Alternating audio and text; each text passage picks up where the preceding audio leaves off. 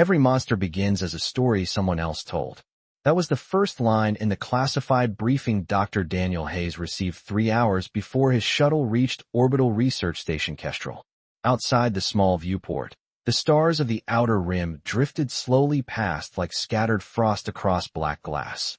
Daniel sat alone in the narrow seat, fingers wrapped around a cup of lukewarm coffee, reading the same file again and again. Subject designation, Chilera.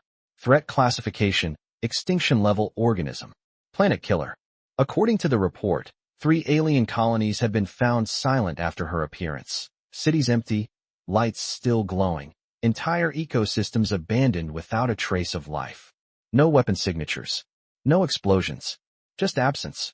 The galaxy had decided what she was long before Daniel ever saw her. The shuttle touched down with a dull metallic thud, landing struts locking into place against the cold hull of the station. Kestrel wasn't built for comfort. It was a research platform orbiting a quiet gray moon, nearly 900,000 miles from the nearest inhabited system. Out here, secrets stayed buried. As the airlock opened, Daniel stepped into a corridor of brushed steel and low fluorescent lights. The air smelled faintly of recycled oxygen and machine oil. 2 security officers waited for him, both standing a careful distance apart, as if even the hallway itself carried tension. One of them handed him a tablet displaying a single line of instructions. Confirm biological stability before procedure. Daniel looked up. Procedure? The guard's voice stayed flat. Dissection. They walked in silence through the station's lower level. Every door was sealed. Every hallway camera followed them like an unblinking eye. Daniel noticed something else too. No one lingered near the final corridor. The closer they got, the emptier the station became. Finally, they stopped in front of a thick containment door reinforced with layered alloy nearly 6 inches thick.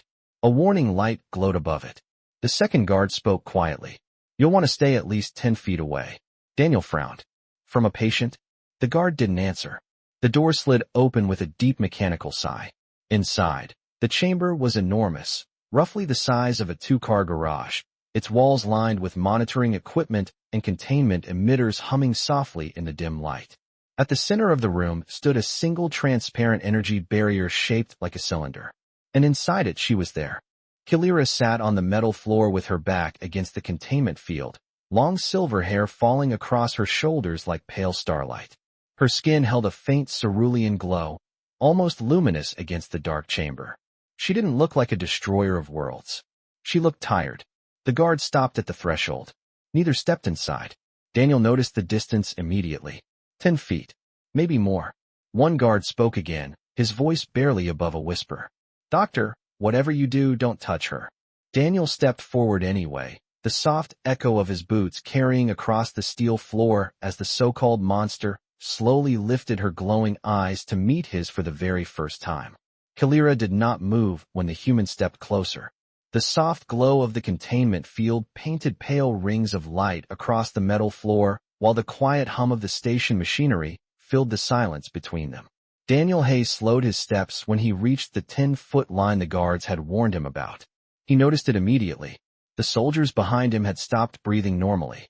Their boots remained frozen at the doorway, as if the invisible boundary meant something more than distance. Chilera sat with her back against the curved wall of energy, one long arm resting across her knee, her silver hair drifting slightly in the recycled airflow of the chamber.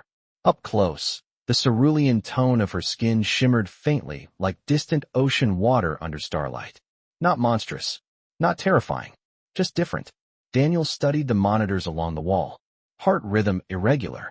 Cellular decay indicators rising. Body temperature dropping far below the human baseline of 98.6 degrees Fahrenheit. His medical instincts activated before fear had any chance to speak. She is sick, Daniel said quietly. One of the guards answered from the doorway. She is dangerous. Daniel did not look back. His eyes stayed on Chilera. She had not blinked since he entered the room. Her gaze followed every small movement he made, not with anger, but with something closer to confusion, as if she was trying to solve a puzzle she had never seen before. Daniel crouched slowly, lowering himself closer to the floor so he would not tower above her. The steel surface felt cold even through the fabric of his suit. A small smear of deep blue shimmered across the metal near her hand. Daniel recognized it immediately. Blood, not human blood. Something denser, rich with strange luminescent particles. He reached into the pocket of his coat and pulled out a clean medical cloth. Behind him the guard spoke again, louder this time. Dr. Hayes, maintain your distance. Daniel glanced over his shoulder for half a second. If she were truly what the file claims, he said calmly, this station would already be empty. The room fell silent again. When he looked back, Kalira had shifted slightly. Only a few inches, but enough to reveal the faint trembling in her arm. She was trying to stay upright, trying to appear strong. Daniel recognized that kind of effort. He had seen it in patients before. Soldiers who refused to admit weakness. Children pretending they were not afraid of hospitals. It was the same quiet resistance. He moved another step forward. Now only 6 feet separated them.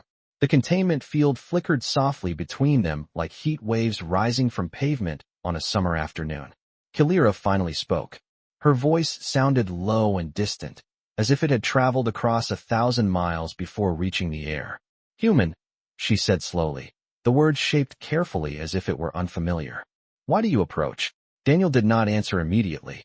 He looked at the blue stain on the floor again, then at the faint tremor in her hand, then back into her luminous eyes. Because you are injured, he said simply. For a moment nothing moved. The hum of the station seemed louder now. Somewhere in the hallway a ventilation fan rotated with a soft metallic rhythm. Kalira tilted her head slightly, studying him in silence. Others stand far away, she said. Daniel nodded. Yes. Her gaze sharpened. They are wise. Daniel considered that for a moment. Then he smiled faintly and held up the small medical cloth. Maybe, he said quietly. Or maybe they are just afraid of the wrong story. Daniel Hayes remained kneeling on the cold steel floor while the quiet hum of the containment emitters vibrated through the chamber like distant thunder. 6 feet separated him from Kalira now, close enough that he could see the faint shift of light moving beneath her cerulean skin, almost like slow currents beneath a calm ocean surface. The small cloth rested in his hand, still clean, still waiting. Behind him the guards had not moved. Daniel could feel their attention pressing against his back like heat from an open furnace. Kalira watched him with that same careful stillness, her glowing eyes reflecting the pale light of the station ceiling. For several seconds neither of them spoke. Then she said softly, You approach as if the warnings mean nothing. Daniel glanced briefly toward the doorway where the 2 soldiers stood 10 feet away from the threshold, their hands hovering near the sidearms they clearly hoped they would never need to use. They mean something, Daniel answered calmly. They mean everyone here is afraid. Kalira tilted her head slightly, studying him in a way that felt almost analytical. And you are not? She asked. Daniel exhaled slowly and looked down again at the blue stain spreading across the metal floor beside her hand. I am a doctor, he said. Fear does not change what you are seeing right now. The faint tremor in her arm had grown stronger. Even she could not hide it anymore. The containment field between them shimmered gently, like a transparent curtain of light. Daniel leaned forward slightly and held the cloth up toward the energy barrier. Your blood is losing stability, he explained quietly. I do not know your biology yet, but I can see the signs. Kalira followed the movement of the cloth with slow, deliberate eyes. You believe you can help me. It was not a question. It was curiosity. Daniel nodded once. I believe you are alive, he said. That is usually where I begin. The station lights flickered softly for a moment as the power grid shifted somewhere deeper in the structure. In that brief dimness, Kalira looked less like a creature from a classified report and more like someone who had simply traveled too far without rest. Her silver hair fell across one side of her face, while the other side revealed the faint lines of exhaustion around her eyes. She looked older than Daniel expected, older than the story suggested. Human doctor, she said slowly, shaping each word with careful precision. Do you know what they call me in your files? Daniel nodded. Yes. Her glowing gaze sharpened. And yet you stepped closer. Daniel shifted forward another inch on the floor, bringing himself just inside the faint edge of the 10-foot boundary the guards had warned him about. The reaction behind him was immediate. One of the soldiers whispered sharply, Dr. Hayes, stop right there. Daniel did not stop. His eyes stayed on Kalira. Stories travel faster than truth, he said quietly. I prefer to examine the patient before believing the story. For the first time since he entered the chamber, Kalira blinked. The motion was slow, almost thoughtful. Then she lowered her gaze toward the blue stain beside her hand. When she looked back up again, something in her expression had shifted. The fear she expected from every living being in the galaxy was not there. Instead, she saw something far stranger. Concern. Human, she said softly. You stand closer than any being has stood in many years. Daniel held the cloth toward the barrier again, calm and steady. Then perhaps it is time someone did. Daniel Hayes remained still with the cloth held gently between his fingers while the faint glow of the containment field shimmered like heat rising from desert asphalt in the summer. The air inside the chamber felt colder now, the kind of cold that settled quietly into the bones of a space station orbiting a distant gray moon. Kalira had not moved away from him, but the trembling in her arm had grown more visible. The blue trace of her blood continued to spread slowly across the polished steel floor, reflecting the white lights above like liquid sapphire. Daniel studied the containment emitters mounted along the walls. Small cylinders spaced every 3 feet, each humming with a steady electrical tone. He recognized the technology immediately. Standard high-density barrier fields designed to isolate unknown biological threats. Effective, impersonal, built to keep distance between fear and understanding. Behind him, the guards remained frozen near the doorway. One of them shifted his weight slightly and spoke with controlled tension. Dr. Hayes, the barrier remains active for a reason. Daniel did not look back. His attention stayed on the alien woman sitting only a few feet away. Yes, he said calmly. To keep everyone calm. Kalira watched him with the same steady curiosity. Her glowing eyes followed the cloth in his hand, then moved slowly toward the control panel mounted beside the containment cylinder. She seemed to understand the structure of the room without anyone explaining it. You cannot reach me, she said quietly. Your barrier does not allow it. Daniel glanced toward the panel. The interface was simple. Security clearance required. Multiple warnings flashing. In amber text across the screen. Biological containment integrity mandatory. Contact with subject not advised. Daniel read every line without rushing. Then he exhaled slowly. Barriers protect people, he said. But they also prevent doctors from doing their work. The guard behind him spoke sharply. Doctor, do not even think about it. Daniel finally turned his head halfway toward the doorway. Her cellular temperature is dropping rapidly, he said in a calm professional voice. If you intend to dissect her later, it would help if she remains alive long enough for the procedure. The guard hesitated, just long enough for Daniel to notice. Bureaucracy always created tiny cracks in certainty. Daniel turned back toward the panel and gently pressed his hand against the scanner. A soft tone echoed through the chamber as the system verified his temporary medical authority. The barrier flickered once, then twice. The humming frequency shifted lower. Kalira's eyes widened slightly. Not fear. Surprise. The cylindrical field dissolved into thin strands of light that faded like morning fog under sunlight. The distance between them disappeared. For the first time since the station captured her, there was nothing separating Kalira from another living being. The guards inhaled sharply behind him, but did not step forward. Daniel remained where he was, still kneeling, still calm. The room suddenly felt very quiet. Even the machines seemed to soften their noise as if the entire station was listening. Daniel lifted the cloth again and slowly reached toward the blue stain beside her hand. I am going to clean the wound, he said gently. You may pull away if you wish. Kalira looked down at his hand, moving toward her. The glow beneath her skin flickered faintly. Her breathing slowed. For a long moment she did nothing. The human hand stopped only an inch away from her cerulean skin, waiting with careful patience. Then something remarkable happened. Kalira did not move away. Daniel Hayes kept his hand steady only an inch away from Kalira's skin while the quiet machinery of Orbital Research Station Kestrel hummed softly around them. The moment stretched longer than he expected.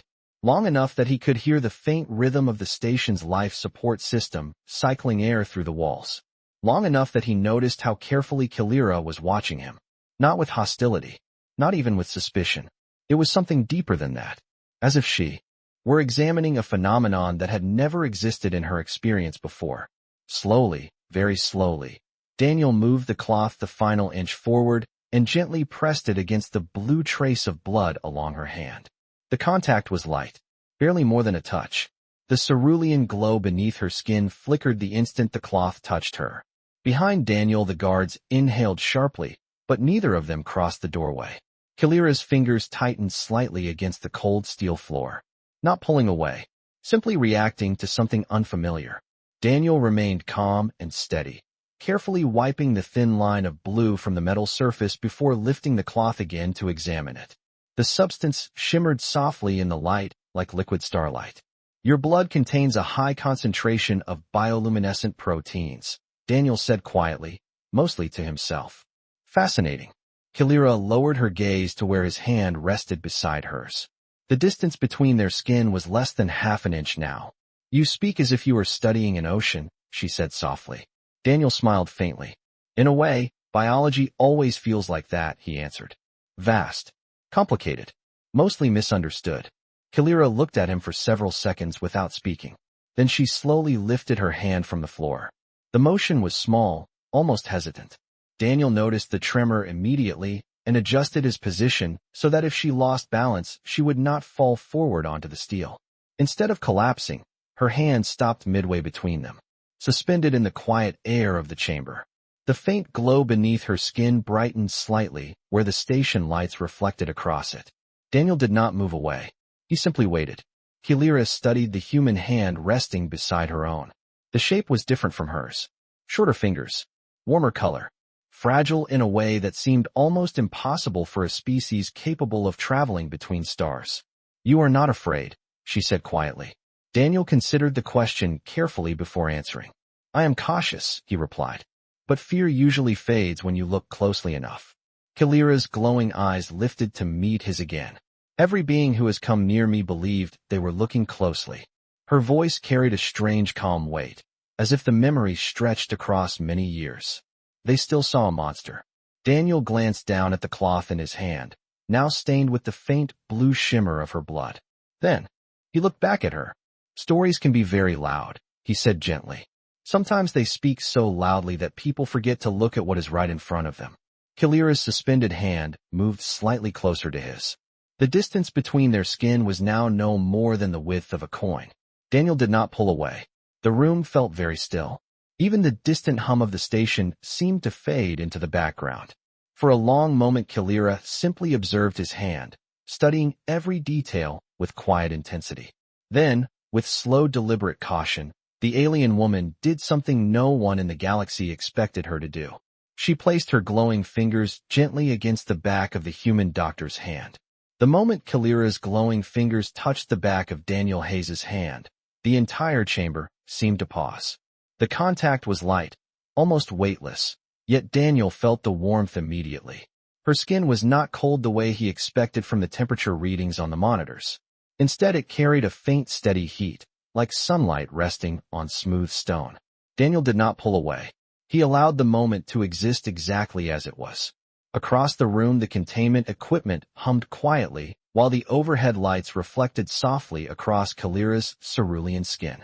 Behind Daniel, the guards remained frozen at the doorway. Neither spoke. Neither moved. The silence felt fragile, like the thin surface of still water that could break with the smallest ripple. Kalira's fingers rested against his hand for several seconds, as if confirming that what she felt was real. Her glowing eyes lowered to watch the point of contact.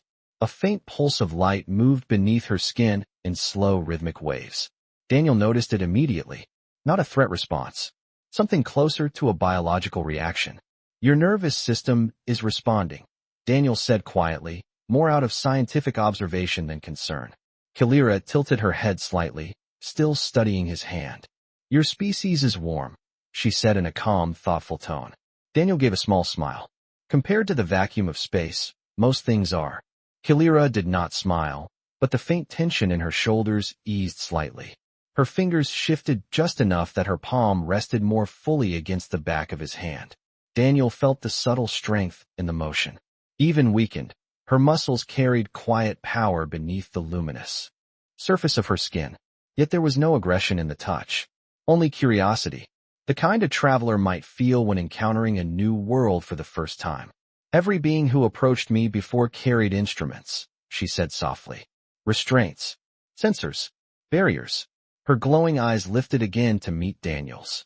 You carry cloth, Daniel glanced down briefly at the medical cloth still wrapped loosely in his other hand. The blue shimmer of her blood had soaked into the fabric like liquid light. Sometimes simple tools work best, he said. Kalira observed him for a moment longer, then slowly withdrew her hand. Not suddenly, not defensively, simply releasing the contact the same careful way she had initiated it. The faint warmth faded from Daniel's skin, leaving only the quiet echo of the moment behind. Kalira leaned back slightly against the steel wall of the chamber, her breathing more steady now than when he first entered. The tremor in her arm had nearly disappeared. Daniel noticed the change immediately. Your stability is improving, he said gently.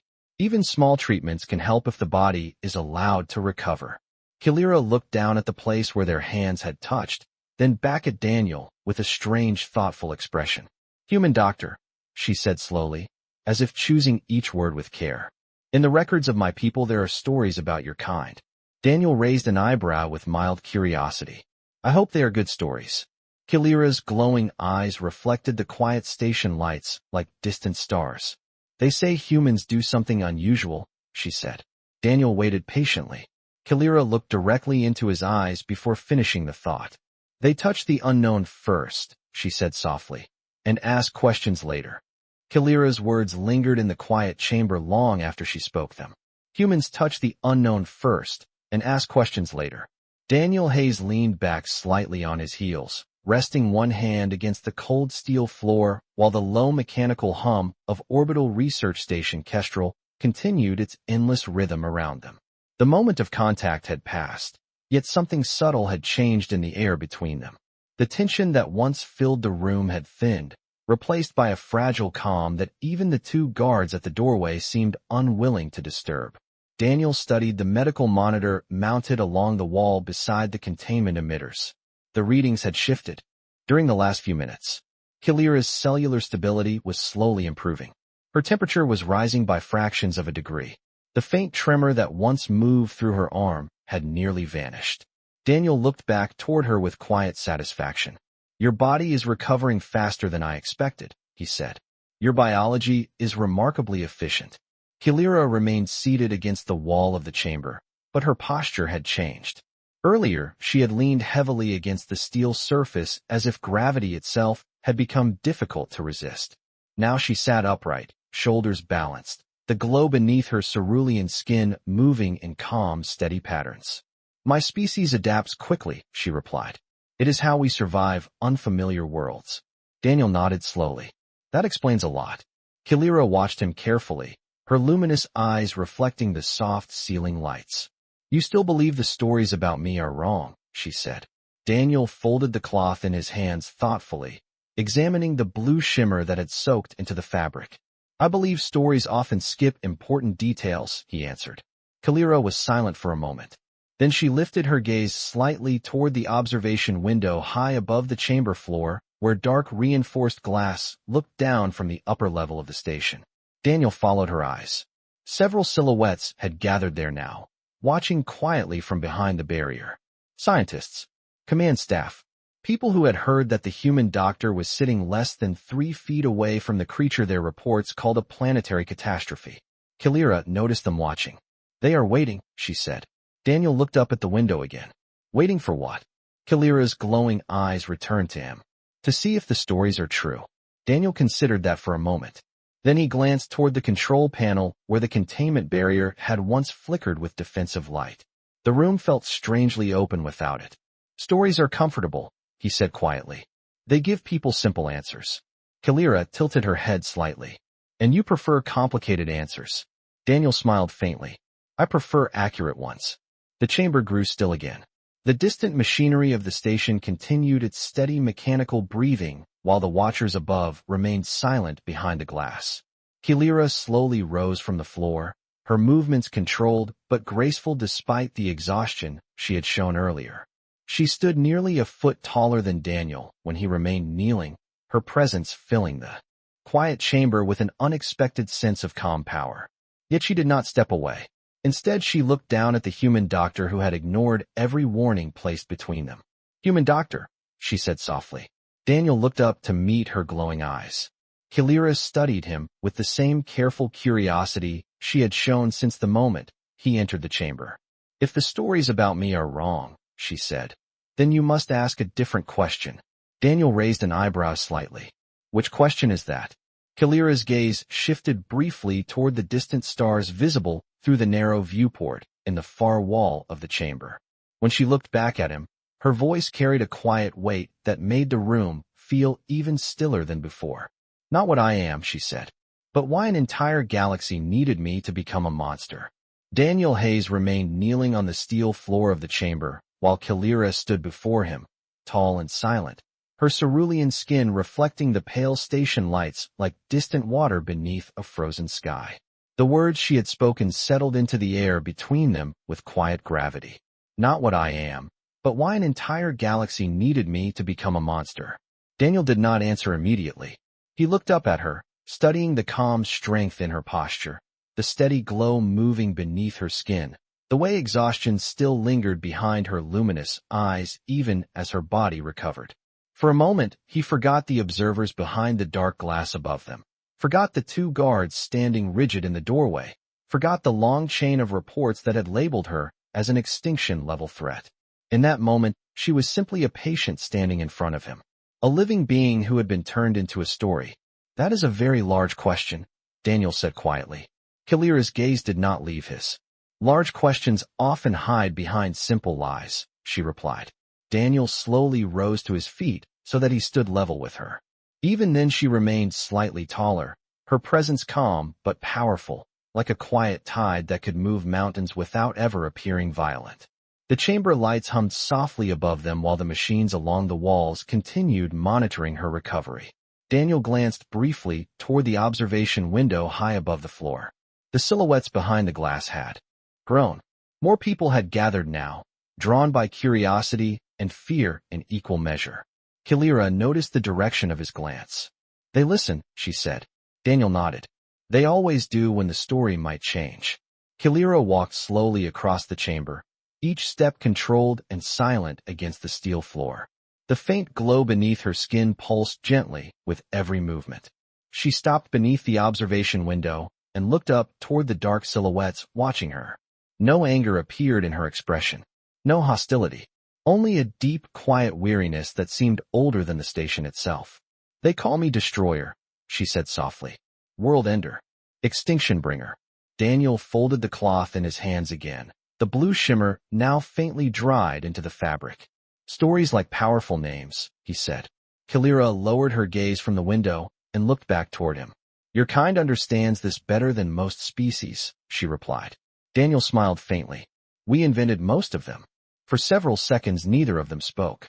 The distant machinery of the station continued its quiet mechanical rhythm, the sound of recycled air flowing through long metal corridors beyond the chamber walls. Kalira finally stepped away from the window and returned toward the center of the room. When she stopped in front of Daniel again, her glowing eyes carried something different now. Not only curiosity, something closer to trust. "The colonies you read about," she said carefully. "The silent worlds the reports describe." Daniel listened closely. Kalira's voice remained calm but heavy with memory. "They did not die because of me." Daniel did not appear surprised. He only nodded slightly, as if the answer confirmed something he had already suspected. "Then why were you there?" he asked gently. Kalira looked down at her hands, the faint glow beneath her skin dimming slightly, as if the memory itself carried weight. When she looked back up, her voice was quieter. "Because I was trying to stop what came before me." The room fell completely silent. Even the observers behind the glass seemed frozen in place. Daniel felt a slow realization forming in the quiet space between her words. The stories had described the aftermath of those silent colonies, but none of the reports had ever explained what had arrived first. The chamber remained silent after Kalira's words settled into the air. Daniel Hayes stood only a few feet away from her, the faint hum of orbital research station Kestrel vibrating through the steel floor beneath his boots. "Because I was trying to stop what came before me." The sentence echoed in his mind as he studied her expression. Kalira did not look like someone defending herself. She looked like someone carrying the weight of a truth that had never been heard. Above them, the observers behind the dark glass remained perfectly still. No voices, no movement, only quiet shapes watching the two figures in the center of the chamber. Daniel finally spoke, his voice calm but thoughtful. Then the reports were missing the beginning of the story. Kalira nodded once, slowly. The faint glow beneath her cerulean skin pulsed softly, like distant lightning hidden beneath a calm horizon. When a colony falls silent, she said, your galaxy searches for the nearest shadow. Daniel folded the medical cloth in his hand again, the blue stain now dry and faintly shimmering. And you were standing in the light when they arrived. Kalira's glowing eyes met his. Yes. The word was simple but heavy with meaning. Daniel looked toward the observation window again. The figures behind the glass were still watching, waiting, listening. He wondered how many of them had spent years believing the reports they had written about her. How many had built their careers on the certainty that the monster in this room was responsible for the empty colonies scattered across the frontier. Daniel turned his attention back to Kalira. What came before you? He asked quietly. Kalira did not answer right away. She walked slowly toward the narrow viewport built into the far wall of the chamber. Beyond the thick, transparent alloy, the black ocean of space stretched endlessly around the station. A distant star burned quietly against the darkness. Kalira stopped beside the window and looked out at it, as if the memory itself lived somewhere beyond the glass. There are forces in this universe, she said softly, that do not leave scars the way your species expects. Daniel listened carefully. Kalira's voice carried a strange calm certainty. Some things arrive without fire, without destruction. They move through worlds like winter moves through a forest. When they leave, the silence remains. Daniel felt a quiet chill move through him even inside the climate-controlled chamber. And you follow them, he said. Kalira turned her head slightly toward him. My kind was created for that purpose, she answered. We are not destroyers. She paused, her glowing eyes reflecting the distant star beyond the window. We are the ones sent to stand in front of what the galaxy refuses to see. The room remained silent again. The observers above did not move. The guards in the doorway said nothing. Daniel slowly stepped closer to the viewport beside her, standing shoulder to shoulder with the alien woman the galaxy had feared for so long. For a moment they both looked out at the endless field of stars together. Then Daniel spoke quietly, almost to himself. So the galaxy called you a monster, he said, because it was easier than admitting something worse was out there. Kalira's glow dimmed slightly, like a tide pulling back beneath the surface of the sea. Yes. Another long silence passed between them. Finally Daniel looked at her again and offered the same calm expression he had carried since the moment he first stepped into the chamber. Then it sounds like the story is not finished yet. Kalira studied him for a moment, the faint light in her eyes reflecting something new. Not fear, not suspicion, something closer to quiet understanding. Outside the window, the distant star continued burning steadily in the endless dark, and for the first time since she had been captured, Kalira did not look like a monster waiting inside a prison. She looked like someone who had finally been seen.